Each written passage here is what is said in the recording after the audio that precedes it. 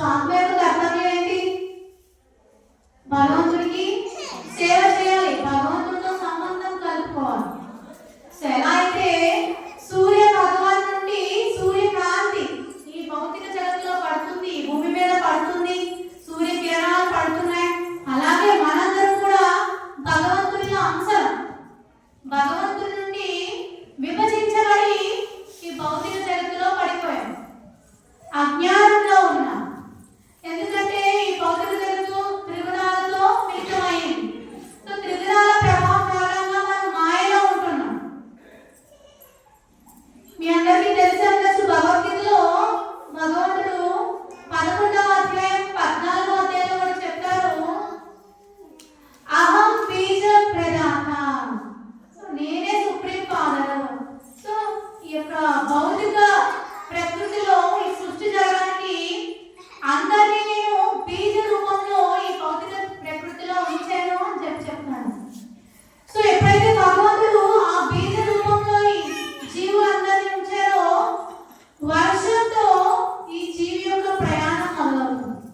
వర్షపు చినుకుతో ఆ బీజం వర్షపు చినుకుతో ప్రయాణం చేసి చేసి ఈ భూమి మీద పడి ఈ ధాన్యంలో చేరుతుంది. అది ఏ ధాన్యం కావచ్చు.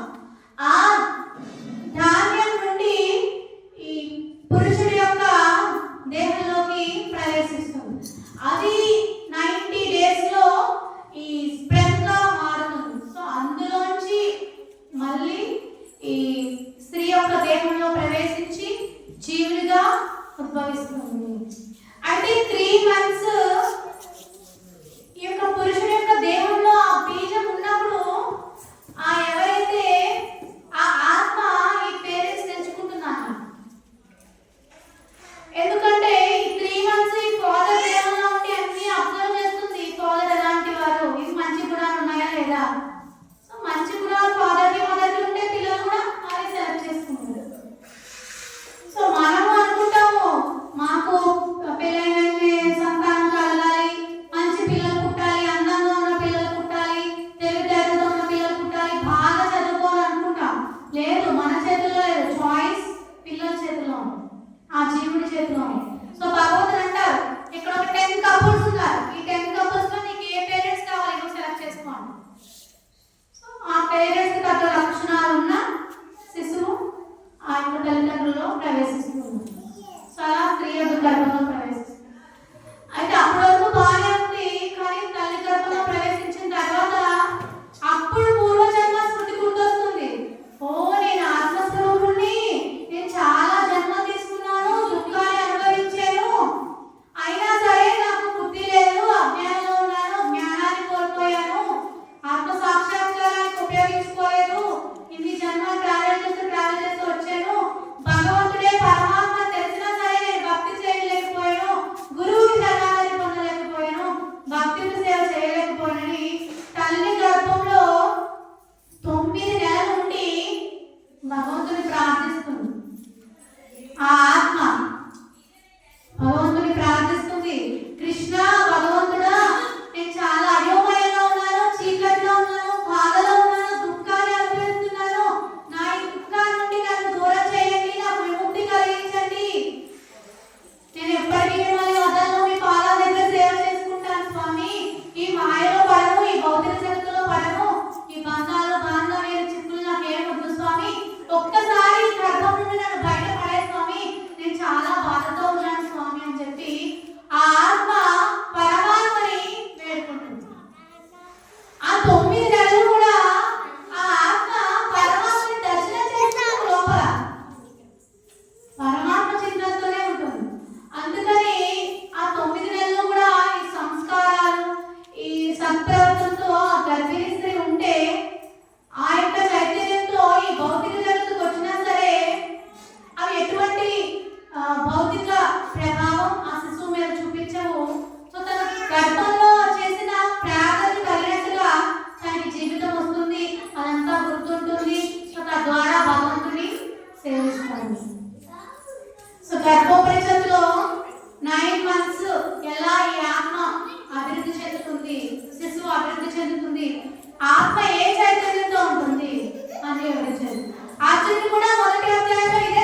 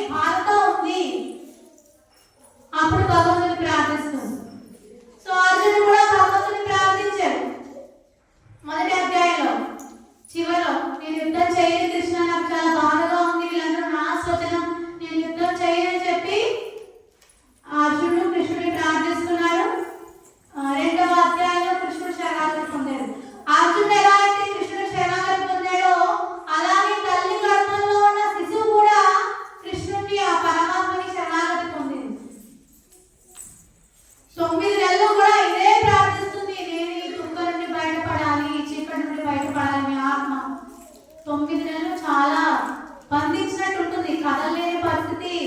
ఏదైనా పురుగు కొడితే దురదొచ్చిన గమలేని పరిస్థితి. తల్లి ఏం తింటే అదే తినాలి, తల్లి నుంచే శక్తి వస్తుంది. సో ఇంత బాధ ఆ జీవుడు ఆత్మ తల్లి గర్భంలో ఉన్నప్పుడు అనుభవిస్తున్నాడు. 9 నెలలు బాధపడి ఆనందంతో బయటకు వస్తాడు, ఏడుస్తూ బయటకు వస్తాడు. వచ్చిన తర్వాత ఒక్కసారి తిరుగులాతో కూడి ఉన్న ఈ మాయకు లోనైపోయి ఈ మాయకు లోబడి లోపల ప్రేమిస్తున్నంత మర్చిపోయాడు.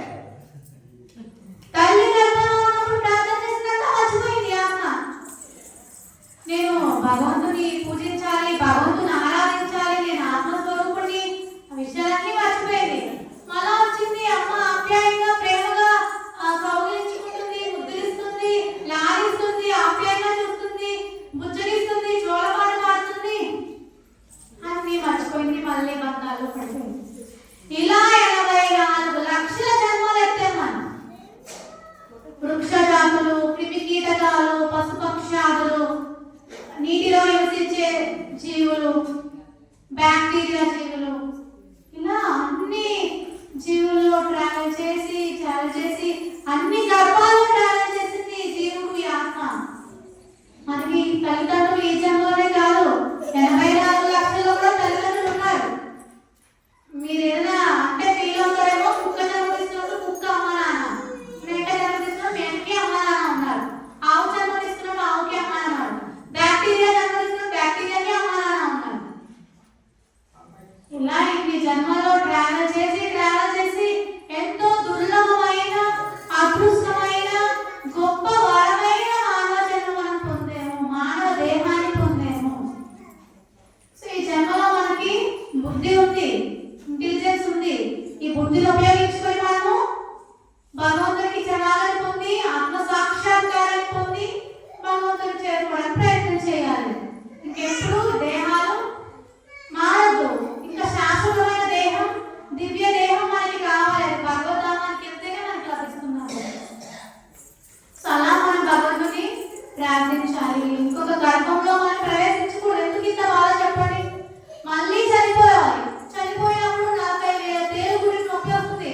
మళ్ళీ గర్భంలో ప్రవేశించాలి. గర్భంలో 9 నెలలు అంధకారంలో ఉండాలి, అజ్ఞానంలో ఉండాలి. ఆ నొప్పి, బాధ, దుఃఖం. మళ్ళీ జన్మించినప్పుడు ఆ యొక్క పురిటి నొప్పులు, తల్లికి బాధ కలిగించడము, ఆ శిశువు ఎంతో బాధతో నొప్పితో వాళ్ళు తోస్తూ ఉంటారు, అంటే ఆపరేషన్ తీసుకొస్తారు, ఎంతో నొప్పి బాధ. ఇన్ని బాధలు పడుతూ మన జన్మ తీసుకోవాలి.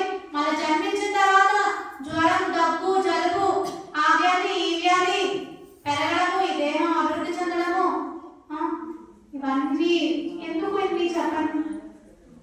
ఇవన్నీ మనం చేసి ఉన్నాం, ఇవన్నీ ట్రావెల్ చేసి ఉన్నాం. ఇంకొకసారి ప్రయత్నం చేద్దాం, కృష్ణుని ప్రార్థిద్దాం. దివ్యదేహం కావాలి కృష్ణ, నేను నీకు సేవ చేసుకోవాలి శాశ్వతంగా, ఆధ్యాత్మిక జగత్తు నా శాశ్వత గృహానికి నేను వస్తానని మనం ప్రార్థన చేయాలి. సో ఈ అధ్యాయంలో ఆత్మ సాక్షాత్కార జ్ఞానాన్ని భగవంతుడు బోధించాడు. సో ఆత్మ సాక్షాత్కారం మనం పొందాలి. ఆత్మ సాక్షాత్కారం పొందాలి అంటే నేను ఈ దేహాన్ని కాదు, ఈ దేహం తాత్కాలికం, నేను ఆత్మని, అదే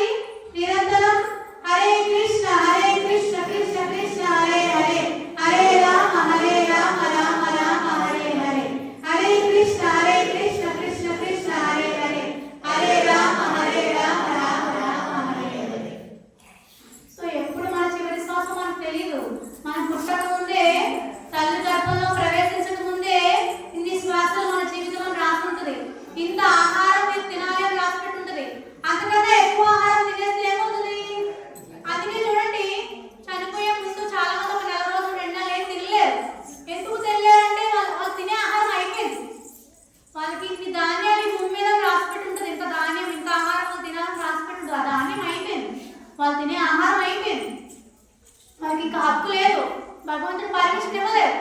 అందుకే చివరి దశలో చాలా మంది ఏం తినలేదు. సో కొంతమంది వారికి ఇన్ని శ్వాసలు అయిపోయింది, కానీ అయినా సరే చాలా మంది వెంటిలేటర్ మీద పెడతారు. కొన్నాళ్ళు 1 వీక్ అని 10 days అని ఇంకా ఇంకా ఇంకా ఇంకా ఏదో ఆక్సిజన్ పెడుతూ ఇంకా బతికించాలని ప్రాధాన్యపడతాను. అందుకనే ఆచార్యులు చెప్తున్నారు, ప్రహ్లాద్ మహారాజ్ చెప్తున్నారు, శ్రీమద్ భాగవతంలో గొప్ప గొప్ప వైష్ణవ భక్తులు చెప్తున్నారు, చిన్నతనం నుండే ఆధ్యాత్మికతని అలవర్చుకోవాలి, భగవంతుడికి సేవ చేయాలి. ఇదేదో ఊరికినే చెప్పింది కాదు, ఇది ఒక ప్రయోగం, ఇది ఒక సైన్స్, శాస్త్రం. ఆచరణ చేసి చూపించారు భక్తిని, వాళ్ళు ఆచరించి చూపించారు. సో భక్తి చేస్తే మనం ఎన్ని కష్టాలు వచ్చినా సరే ధైర్యంగా ముందుకు వెళ్తాము, ఆధ్యాత్మికంగా ఉన్నతి సాధిస్తాము. మన చివరి గమ్యం మానవ జీవిత లక్ష్యాన్ని సాధిస్తాం. మానవ జీవిత లక్ష్యం ఏంటంటే ధనం సంపాదించడం కాదు, ఆస్తులు సంపాదించడం కాదు, పరివారాన్ని సంపాదించుకోవడం కాదు, కుటుంబాన్ని సంపాదించడం కాదు. మానవ జీవిత లక్ష్యం ఏంటంటే భగవద్ధామాన్ని చేరుకోవాలి. అది మానవ జీవిత లక్ష్యం. సో ఈ 30 శ్లోకాల వరకు కృష్ణుడు అర్జునుడికి ఎంతో చక్కగా ఆత్మ జ్ఞానాన్ని బోధిస్తున్నారు. ఆత్మకి జన్మ లేదు, మృత్యు లేదు, ఆత్మ జన్మింపలేదు, జన్మింపబోదు. ఆత్మ జన్మరహితమైనది, నిత్యమైనది, శాశ్వతమైనది, పురాతనమైనది. ఆత్మ ఎప్పుడూ ఉంది. ఈ దేహం మారిపోవచ్చు కానీ ఆత్మ ఎప్పుడూ ఉంది. భగవంతుడు ఎలా అయితే నిత్యము శాశ్వతము, మనం కూడా నిత్యం శాశ్వతం. ఎందుకంటే భగవంతుడిలో మనం చిన్న ఒక అంశం, బంగారపు గని ఉంది. ఆ బంగారపు గనిలో చిన్న బంగారపు కణము, బంగారంలోని భాగమే కదా. పరిమాణం చిన్నది, స్వభావం చిన్నది, లక్షణం చిన్నది, క్వాంటిటీ చిన్నది, కానీ బంగారపు లక్షణం ఈ బంగారపు గనికి కూడా ఉన్నది. అంతే కదా, బంగారపు గనిలో ఉన్న బంగారం విలువ ఈ బంగారం కూడా ఉంది. భేదం ఏంటంటే ఆ పరిమాణం ఒకటే భేదం. అలాగే పరమాత్మ భగవంతుడు దేవాదేవుడు అయితే, ఆయన ఈశ్వరుడు సర్వాన్ని నియంత్రించేవాడైతే, ఈ ఆత్మ ఆ పరమాత్మలో చిన్న కణం, చిన్న భాగం, అను. అంటే భగవంతుడిలో ఉండే లక్షణాలు కొద్దిపాటి ఉంటాయి. సో భగవంతుడు శాశ్వతం కాబట్టి ఆత్మ కూడా శాశ్వతమే. కానీ ఆత్మ అజ్ఞానంలో అటు ఇటు తిరుగుతుంటుంది, ట్రావెల్ చేస్తుంటుంది. ఆత్మ నాశనం అవుతుంది, దేహం మాత్రమే నశిస్తూ ఉంటుంది. సో ఆత్మకి శాశ్వతమైనది, పురాతనమైనది, నిత్యమైనది. దేహం చంపబడినా అది చంపబడదు అని కృష్ణుడు అర్జునుడు చెప్తున్నాడు. అర్జునుడికి ఇవన్నీ ఎందుకు చెప్తున్నాడంటే, అర్జునుడు ఏమంటున్నాడు, యుద్ధం ప్రారంభించే ముందు నా గురువులు ఉన్నారు, నా పితామహులు ఉన్నారు, నా సోదరులు ఉన్నారు, నా బంధువులు ఉన్నారు, నా పుత్రులు ఉన్నారు, వీరందరినీ నేను ఎలా చంపి ఆనందించగలను అని అన్నాడు. ఇప్పుడు కృష్ణుడు అంతా చెప్తున్నాడు, నువ్వు చంపకపోయినా, నువ్వు నీ ధర్మం చేయకపోయినా ఎప్పుడో ఒకప్పుడు వారి దేహాన్ని విడిచిపెట్టాల్సిందే. సో నువ్వు అది చెయ్యట్లేదు, నేను చేయిస్తున్నాను, నువ్వు ఆయుధం అంతే అని కృష్ణుడు చెప్తున్నాడు. అలాగే కృష్ణుడు 11వ అధ్యాయంలో విశ్వరూపం ప్రదర్శించేటప్పుడు అర్జునుడికి ఏం కనిపిస్తుందంటే, ఆ విశ్వరూపంలో ఈ కురుక్షేత్ర యుద్ధం జరుగుతున్నట్టు, ఆ యుద్ధం జరుగుతున్నప్పుడు కౌరవ సైన్యం, పాండవ సైన్యం అంతా కూడా కృష్ణుడి యొక్క నోట్లో ప్రవేశిస్తున్నారు. ఆ నోటిలో ఆ పళ్ళ మధ్య, దంతాల మధ్య చూర్ణమైపోతున్నారు. కేవలం 5 మాత్రమే మిగులుతారని కృష్ణుడు భవిష్యత్ చెప్పారు. జ్యోతిషం చెప్పారు కృష్ణుడు, ఫ్యూచర్ చెప్పారు. యుద్ధం చేయలేదు ఇంకా అర్జునుడు, కానీ యుద్ధంలో అందరూ పోతారు, మీ 5 మిగులుతారని చెప్పారు కృష్ణుడు. అని కృష్ణుడు అర్జునుడు యుద్ధం చేయగానే భవిష్యత్ చెప్పారు కదా. అర్జునుడు ఏం చేయాలి, ఒక జస్ట్ వెపన్ గా వెళ్ళి నా మాత్రమే వెళ్ళి యుద్ధం చేయాలంటే. యుద్ధం చేస్తుంది అర్జునుడు కాదు, కృష్ణుడు.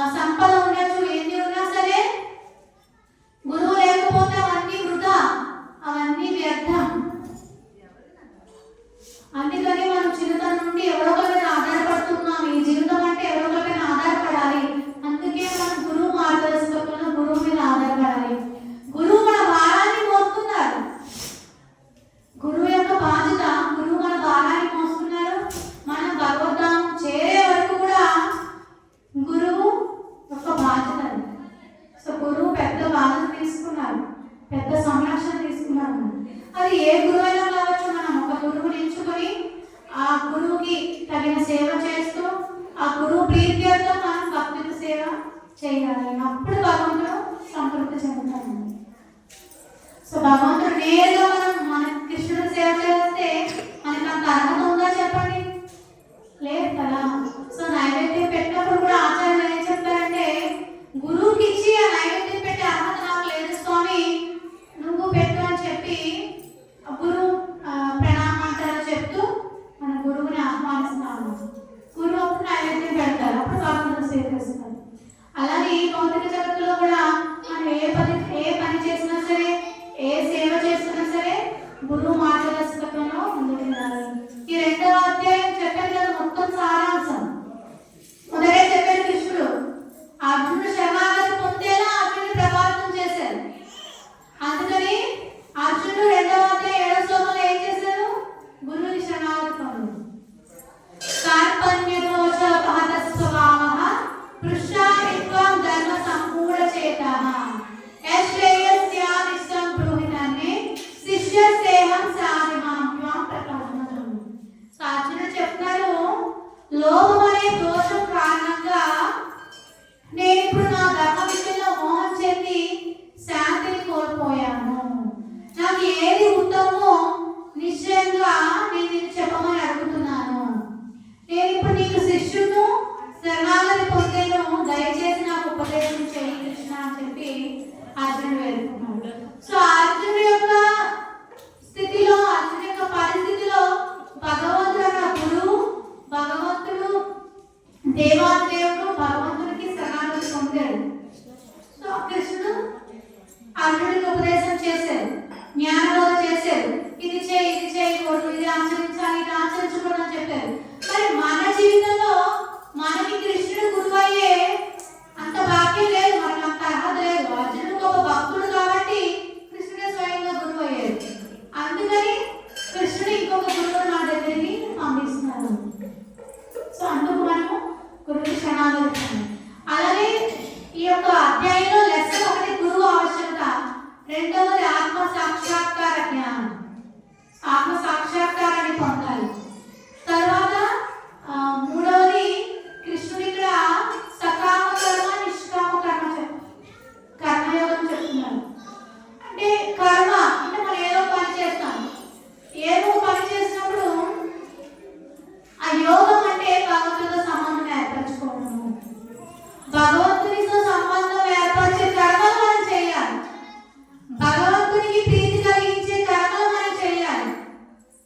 భగవంతుని సంతృప్తి పరిచే కర్మలు మనం చేయాలి.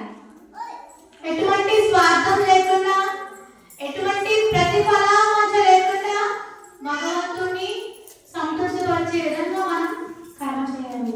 అయితే భగవద్గీత ప్రారంభించే ముందు ఉపోద్ఘాతంలో ప్రభుపాదులో ఎంతో చక్కగా మన మానవ జీవితానికి సంపూర్ణత ఎలా లభిస్తుందో వివరించారు. ఈ మానవ జీవితానికి సంపూర్ణత ఎప్పుడు లభిస్తుందో తెలుసా? మనం మన ఇంద్రియాన్ని సంతృప్తి పరిచే బదులు మనం భగవంతుని యొక్క ఇంద్రియాన్ని సంతృప్తి పరచాలి. అంటే మనం మనకి నచ్చిన పనులు, మనకి మెచ్చే పనులు కాదు, భగవంతుని మెచ్చే పనులు మనం చేయాలి. భగవంతుని సంతృప్తి పరిచే విధంగా, భగవంతుని ఇంద్రియాన్ని సంతృప్తి పరిచే విధంగా మనం నడుచుకోవాలి. అప్పుడు మన జీవితానికి సంపూర్ణత్వం లభిస్తుంది. అదే మానవ జీవితానికి సంపూర్ణత, పర్ఫెక్షన్ ఆఫ్ లైఫ్ అప్పుడు వస్తుంది. ఇక్కడ కృష్ణుడు అర్జునుడికి అదే చెప్తున్నాడు. సకామ కర్మ నిష్కామ కర్మ చెప్తాడు. నిష్కామ కర్మ అంటే ఏంటి? స్వార్థం లేకుండా, ప్రతిఫలవాంఛ లేకుండా భగవంతుని ప్రీత్యర్థం కర్మ చేయడం. అదే జీవితానికి సంపూర్ణత్వం. ఎప్పుడైతే మానవ జీవితానికి సంపూర్ణత వస్తుందో ఎటువంటి బాధ ఉండదు, ఎటువంటి దుఃఖం ఉండదు, ఎటువంటి అశాంతి ఉంటుంది. అందరూ శాంతి కావాలనుకుంటాం కదా, ప్రతి ఒక్కరికి కావాలి. ఎందుకంటే మనం ఈ భౌతిక జగత్తులో త్రిగుణాలతో ప్రభావితమై ఉన్నాం. మనం ఏదో విధంగా ఈ గుణాలు బాధ చేస్తూ ఉంటాయి, గుడి చేస్తూ ఉంటాయి, మనల్ని ప్రేరేపిస్తూ ఉంటాయి, మనం బ్యాడ్ కర్మ చేసే విధంగా మనల్ని ప్రేరేపిస్తూ ఉంటాయి. సో పూర్వజన్మ వాసనలు కూడా ఉంటాయి. ఇందాక చెప్పినట్టు ఈ ఆత్మ 9 నెలలు తల్లి గర్భంలో ఉన్నప్పుడు ప్రే చేస్తుంది భగవంతుడికి.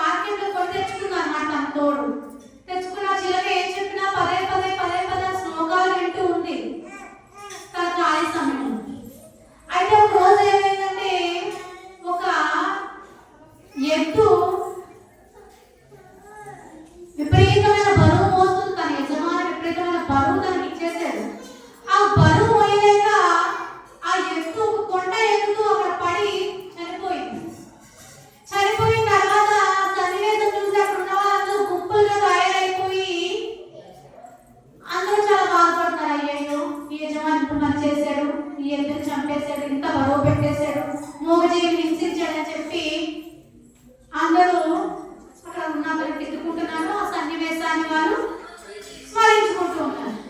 ఈ లోపు ఏమైందంటే ఆ గుంపులో ఒక పండితుడు ఉన్నాడు, ఒక బ్రాహ్మణుడు ఉన్నాడు.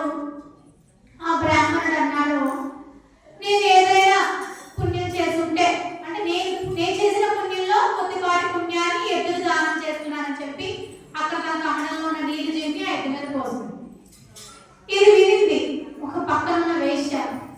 ఇది ఆమె కూడా అనుకుంది, నేను ఏదైనా పుణ్యం చేసినా లేదో నాకు తెలీదు, ఒకవేళ ఏదైనా చేసుంటే ఆ పుణ్యం అంతా ఆ ఎత్తుకి వెళ్ళిపోవాలి, ఆ ఎత్తుకి మళ్ళీ మంచి జన్మ రావాలి అని చెప్పి ఆ వేశ్య ఆ స్త్రీ కోరుకున్నాడు.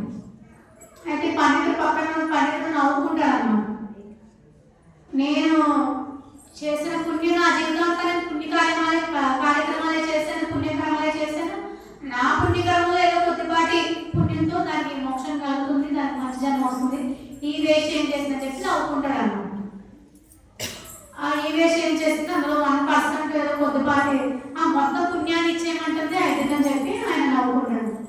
అయితే ఎత్తు చనిపోయింది. ఎత్తు చనిపోయిన తర్వాత పై లోకానికి వెళ్ళింది, నరక లోకానికి వెళ్ళింది. అక్కడ చిత్రగుప్తుడు లెక్క వేస్తున్నాడు, యమధర్మరాజు అంతా పరిశీలిస్తున్నారు.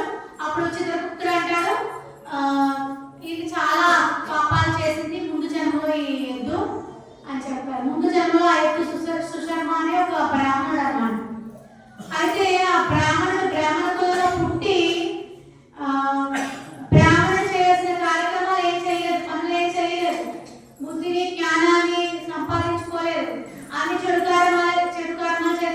కార్యక్రమాలు చేశాడు, జూదము, వ్యసనము, ఇవన్నీ మత్తు పదార్థాలు సేవించడం, మాంసం సేవించడం, ఇలాంటి కార్యక్రమాలు అన్ని చేశాడు.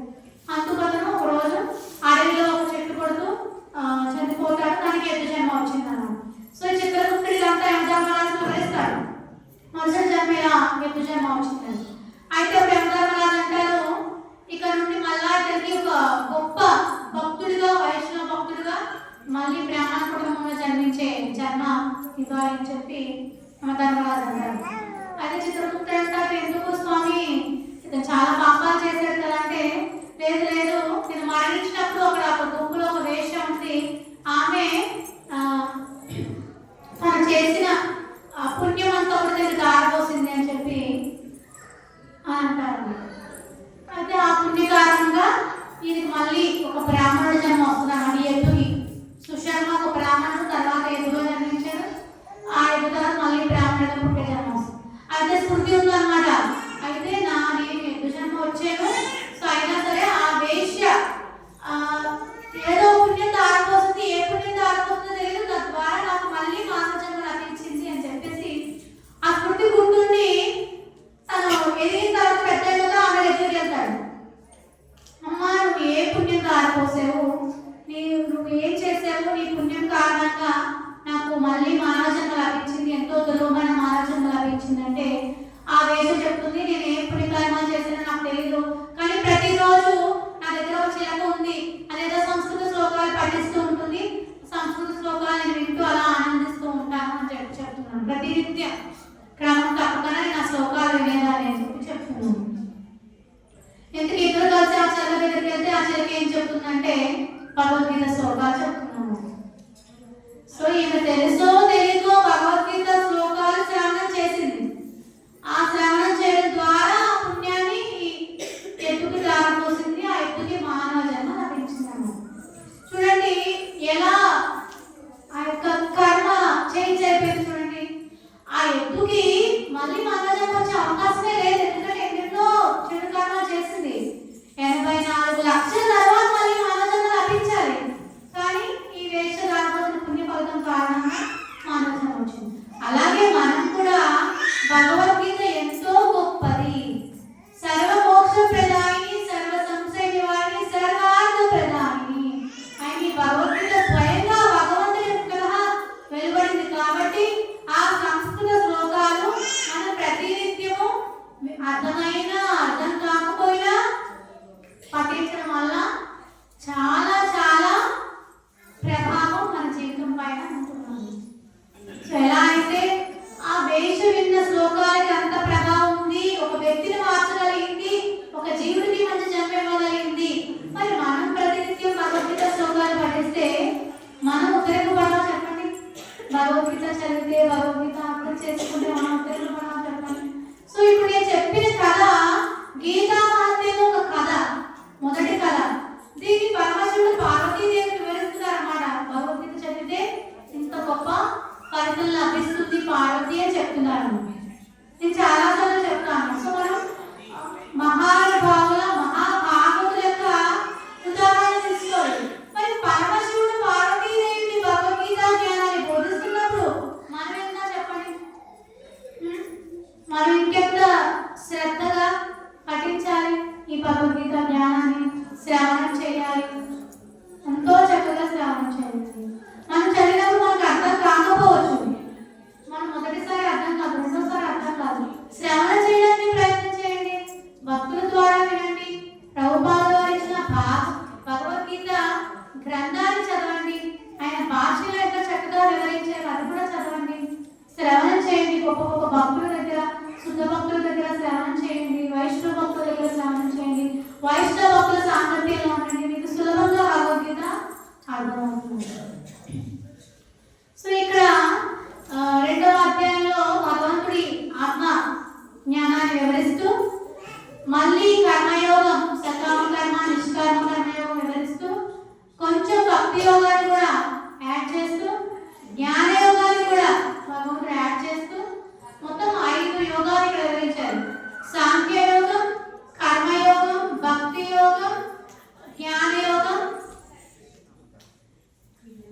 సాంఖ్యయోగం, కర్మయోగం, జ్ఞానయోగం, భక్తి యోగం, జ్ఞానయోగం. చివరిగా జ్ఞానయోగాన్ని కూడా ఇక్కడ భగవంతుడు వివరించగలిగినాడు. రెండో అధ్యాయం అనేది సమ్మరైజ్డ్ ఫార్మ్ ఆఫ్ ఎంటైర్ గీత అన్నమాట. సో ఒక్కొక్క అధ్యాయంలో ఏదైతే తర్వాత కృష్ణుడు చాలా డీప్ గా, ఎలాబరేటివ్ గా, పరిపూర్ణంగా, విపులంగా వివరించడం జరిగింది అర్జునుడి యొక్క ప్రశ్నలకి. అయితే ఈ అధ్యాయంలో చివరిగా అర్జునుడు అడుగుతారు, కృష్ణ మరి చెప్పావు కదా ఈ భక్తి యోగాన్ని ఆచరించమంటున్నావు, ఈ కర్మయోగాన్ని ఆచరించమంటున్నావు, మరి ఆ భక్తుల యొక్క లక్షణాలు ఎలా ఉంటాయి, అసిత ప్రజ్ఞుడితో ఎలా నడుస్తాడు, ఎలా పూజిస్తాడు, ఎలా ఉంటాడు, ఎలా నిద్రపోతాడు, నాకు దాని కోసం తెలుసుకోవాలన్నప్పుడు కృష్ణుడు స్థిత ప్రజ్ఞుడి యొక్క లక్షణాలు చెప్తాడు. స్థిత ప్రజ్ఞుడి యొక్క లక్షణాలు చెప్తాడు. అయితే ఇక్కడ భక్తి యోగాన్ని కూడా కృష్ణుడు వివరించాడని చెప్పాను కదా.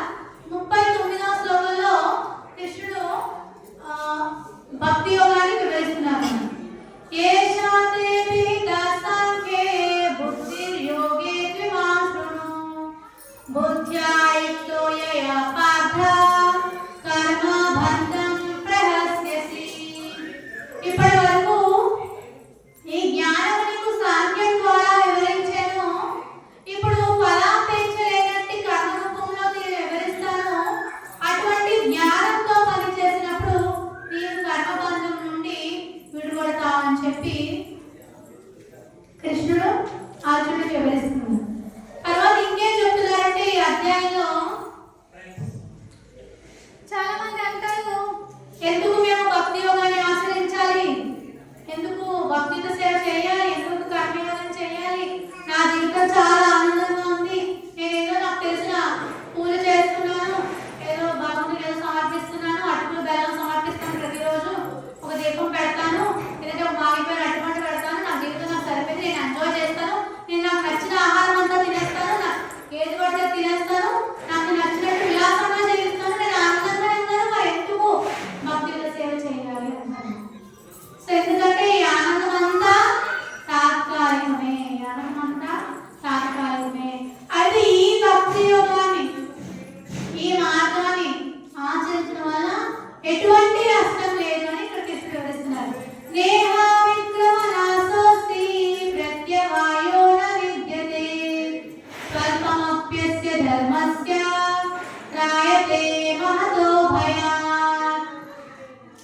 సో కృష్ణుడు చెప్తున్నాడు, ఎవరైతే ఈ మార్గాన్ని అనుసరిస్తారో, ఈ కర్మయోగాన్ని, భక్తి యోగాన్ని, నిష్కామ కర్మయోగాన్ని ఎవరైతే ఆచరిస్తారో, ఈ భక్తుల సేవలో అడుగు పెడతారో వారికి ఎటువంటి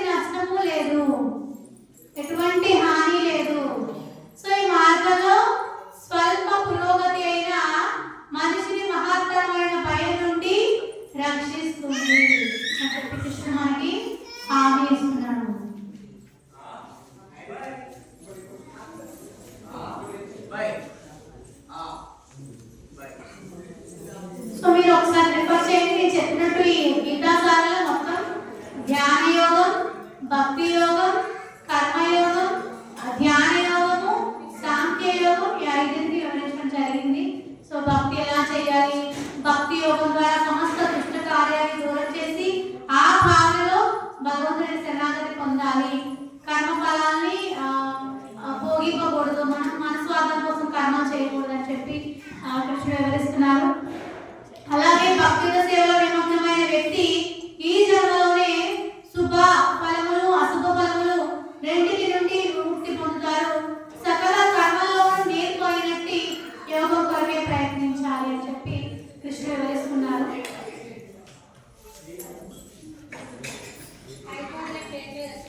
అయితే ఇంకొక అద్భుతమైన శ్లోకం ఈ కర్మయోగానికి సంబంధించి ఇక్కడ చెప్తున్నారు. ఇది మా అందరికీ బాగా తెలిసి శ్లోకం. కర్మణ్యేవాధికారస్తే మా ఫలేషు కదాచన మా కర్మ ఫల హేతుర్భూర్ మా తే సంగోస్వ కర్మణి.